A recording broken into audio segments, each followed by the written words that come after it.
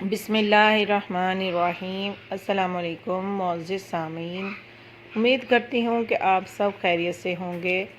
آج کی ویڈیو کا جو عنوان ہے وہ ہے حج کی حدیث نبوی آپ کے ساتھ شیئر کروں گی۔ ہماری ویڈیو کو اینڈ تک لازمی آخر تک لازمی دیکھا کریں تاکہ ہماری ویڈیو کی آپ کو مکمل سے سمجھ آ سکے۔ اور آپ شروع کرتے ہیں کہ آج حدیث نبوی میں ہم آپ کے ساتھ کیا شیئر کریں گے۔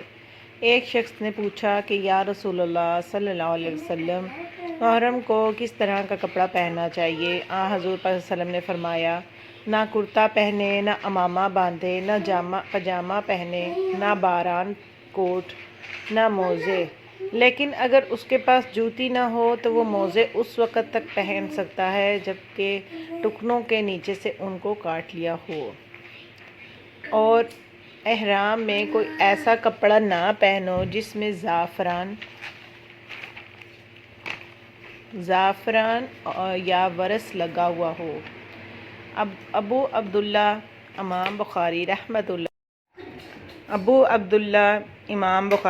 اللہ علیہ نے کہا کہ محرم اپنا سر دھو سکتا ہے لیکن کنگھا نہ کرے، بدن بھی نہ کھجلانا چاہیے، اور جوں سر اور بدن سے نکال کر زمین پر ڈالی جا سکتی ہے۔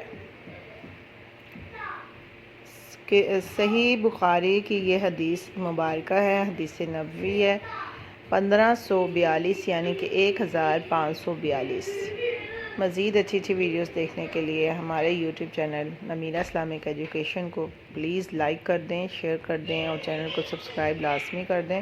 بیل نوٹیفیکیشن کو آل پر پریس کر دیں تاکہ آنے والی تمام نیو ویڈیوز کا نوٹیفیکیشن آپ تک بآسانی پہنچ سکے۔ جزاک اللہ خیر۔